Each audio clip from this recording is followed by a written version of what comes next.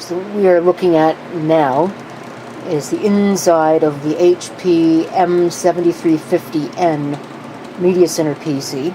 And what we're going to do is change this board. There's nothing wrong with the board, but I figured that I have a nice little hardware upgrade for this that I might as well instill.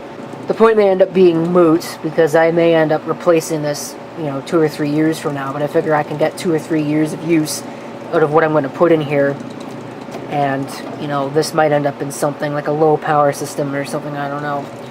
It's just a Core 2 Duo E8200, there's nothing special about it, with a fancy heatsink. But, yeah. Originally I was going to upgrade this video card, but given the cabling constraints that I've got going on with cables here, I'm going to stick with this video card. And of course I'm going to stick with this. I basically have no choice, I have to stick with this. But the new motherboard requires a video card anyway, so I'm going to leave this in. And of course then we'll deal with all the other cables and whatever. I also have the little end that goes to this, which I would like to install. So, we'll get that done. Out with the old, in with the new. This is actually, if I can find it, should be somewhere on here on a sticker. Right there. Something new. I've never used one of these before. The DP55WB, the P55 chipset. Like I said, I've never used a board with a P55 chipset on it. There's no onboard video. Imagine that if it did have onboard video, it'd be here in this big giant empty space, but it's a big giant empty space. So the original video card that was in here before is going to go back, and I'm also going to try a different capture card. I have a WinTV PVR 250 on hand. I'm going to see if that one will work better than the PVR 150, if it even works at all. And I guess if it works, that would be very nice. But I ought to get this all hooked up and straightened up. I was originally, like I said, going to use DVI for this, but since the cable won't reach, I'm going to have to use VGA. So, kind of sucks, but oh well. Not that big of a deal, really. Oh yeah, I'm going to replace the power supply as well, since the original power supply that was in here before was massive overkill. So I'm going to just put in a different power supply. Now, after correcting the slots that the RAM was plugged into, because apparently this is another one of those boards that only likes it in channel 2 as opposed to channel 1 for whatever reason. You can see there. Oh, well, no wonder. It's labeled backwards on the board. Isn't that nice? Well, whatever. See, it's got an i7-860 CPU with 4 gigs of RAM. This is a 32-bit operating system, so that's as good as it's going to get. I'm going to have to configure this to my liking.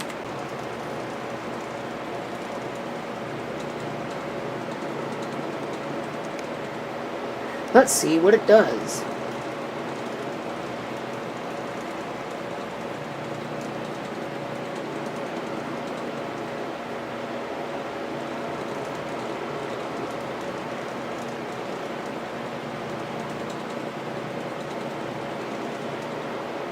Hey, it works. But my hard drive LED doesn't look like it works. Oh no, it does.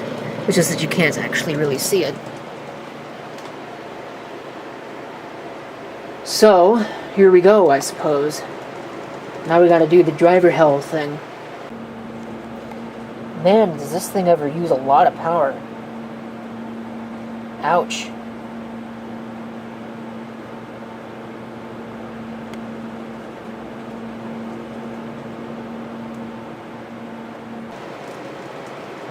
Okay, because this is Windows 7, of course, we can do this. These are the old benchmark scores. Got all the drivers installed now. For whatever reason, the only one I had to manually install was a driver for the Intel Ethernet card. You know, sometimes it really doesn't make much sense what drivers are included in Windows and which ones are not. Now, even the capture card installed just fine, so whatever, don't know what that was all about. So, we'll rerun the assessment and see what it does afterwards. Okay, here's another reason why we shouldn't put faith in Windows Experience Index benchmarks. They went down, even though it's the same video card. But the gaming graphics went up. I don't know.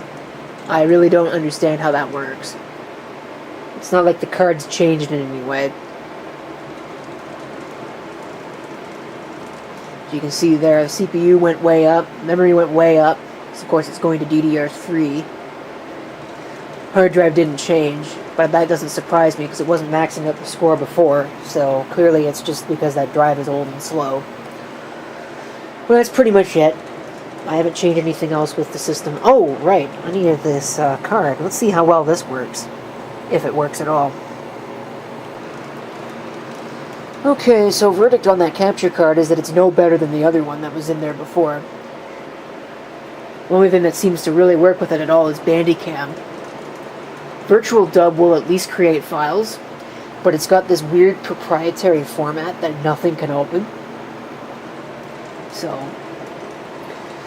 whatever. I'm tired of screwing with it. It's 2 o'clock in the morning. I need to get to bed.